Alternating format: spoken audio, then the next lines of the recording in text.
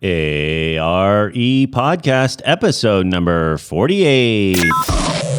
Welcome to the ARE Podcast. ARE Podcast, where it's all about encouraging and inspiring you today so you can fulfill your dream of becoming a licensed architect tomorrow.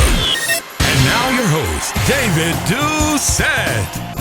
Welcome, everybody, to another episode of the ARE Podcast, specifically our micro podcast series where Eric and I discuss a very specific topic in about 10-15 minutes time.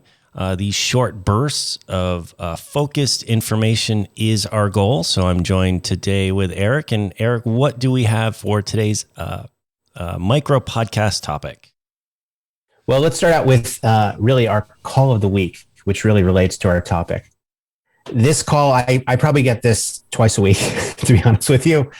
And here's the way, we do these free calls. You can schedule them off the website. And so I'll talk to 20, 30 candidates a week this way. And so often, I'll answer the phone and I'll say, so tell me about your ARE journey so far. And people will say something along the lines of this. Tell me if this sounds familiar. Yeah, so I took PPD and I failed it and I really bombed the case studies. And then they'll start to go on and I'll go, well, wait a minute. Let me stop you there. Why do you think you bombed the case studies? And they'll say, I don't know. And I said, well, how do you know that you got the case studies wrong? Well, I don't. Yeah, you don't, because the school report doesn't break out the case studies in any meaningful way. But it really shows kind of the narratives that people start to tell themselves. I bombed the case studies. Therefore, the case studies are more important than the other questions. Therefore, I need to do something to compensate for that. And then they go back and retake the test and their score report actually goes down. Why? Because now they've told themselves this narrative that the case studies are this daunting mountain that they have to climb. And somehow they bomb them when they have no idea. So that really leads us to our today's topic, which is, you know what? The case studies are just another format. And David, I know you've got a lot of strong feelings about this. Yeah. And I thought the case studies were, the penultimate thing. I mean, that's what people keep asking us for. Do you have 500 case studies? I need more case study practice. Give me more case studies. Why do we have this fascination of the case studies? Maybe because they're worth more points? Is the case study is it scored more? Nope. The case studies are all worth 1 point each. There's no partial credit.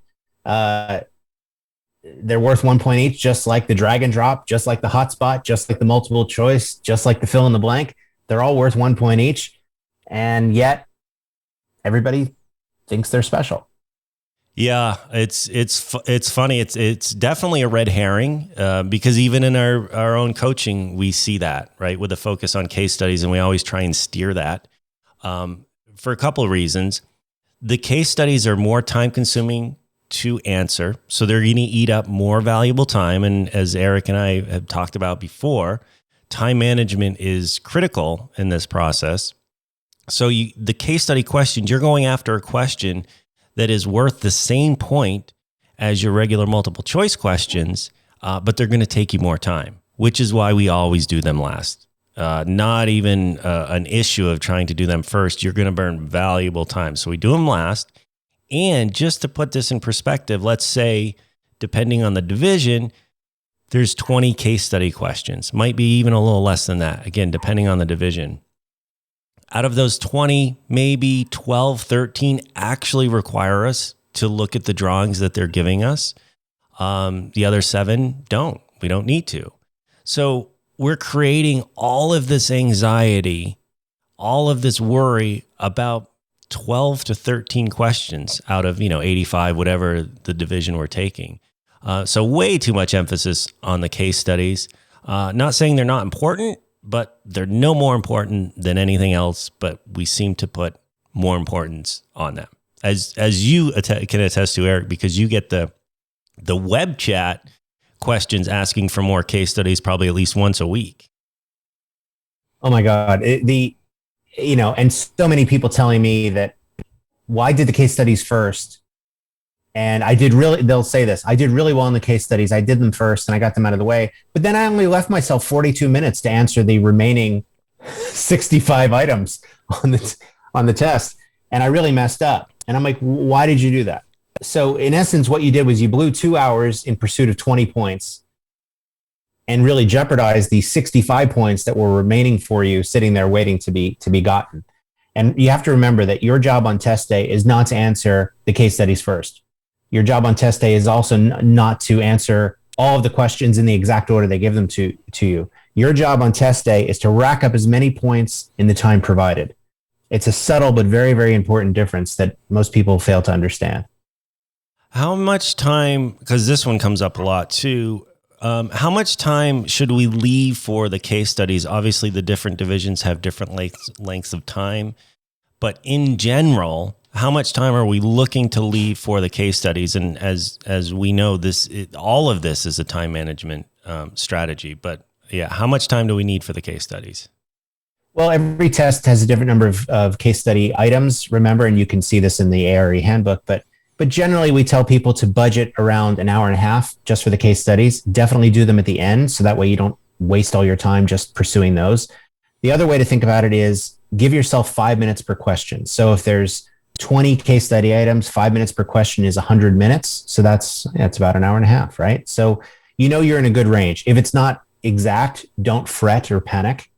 But generally, as a rule of thumb, 5 minutes per case study item is a nice, comfortable way that you can read the material, go through it, look at the docs, and answer the questions. Remember, even though you need about 5 minutes per case study question, the actual answering of any question is only a 90-second exercise. So keep that in mind.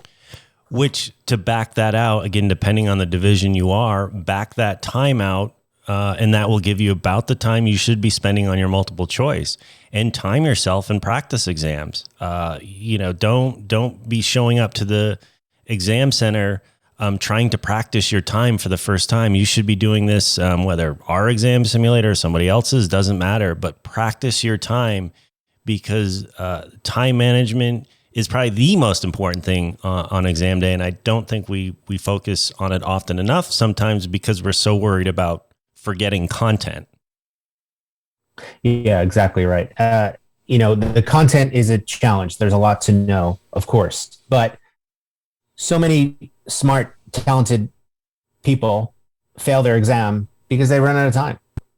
And what's really tragic about that is that your score report is pretty useless at that point, because their score report is only based on the answers that you got to actually answer. So managing your time is one of the 2 top priorities that we teach in the coaching program, right? That and reading the question.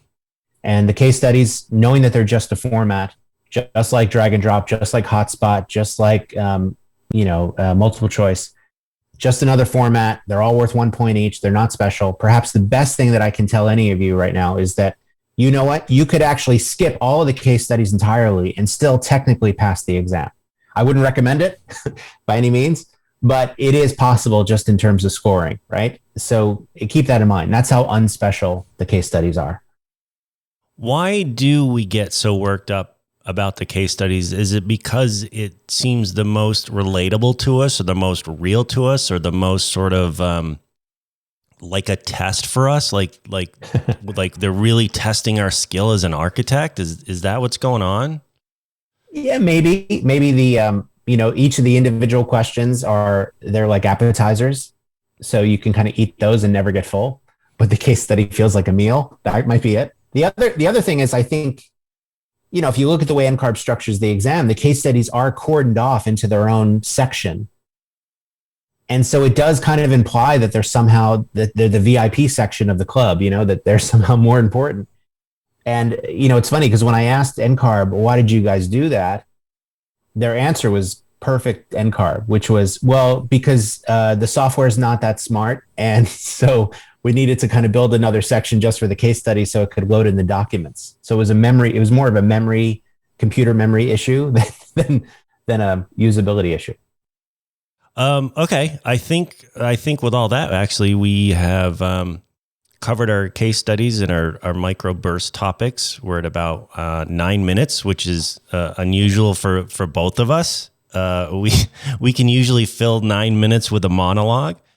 So I like this format. Eric, do you have anything else, last second advice for the case studies? Yeah, the case studies are designed to test your judgment, right? Not your experience. So there's going to be things on the case study and on all the tests and all the questions, frankly, that you don't know, that are going to seem out of left field, items that you've never dealt with before. That's kind of the point. So don't let it throw you. Don't let it sway you. Just do your best. What we found is that the best skill for the case studies is common sense more than anything, right? Who cares if you've never worked on a skyscraper before? Just do your best, use your best judgment, and apply that in the question, and you should be fine. Alrighty, thank you, Eric. On behalf of Eric, my name is David, and we will see you guys on the next ARE podcast. Thanks for listening to the ARE podcast. Be sure to visit architectexamprep.com and check out our other podcast episodes, video tips, and the ARE blog. Remember to plan, practice, and pass.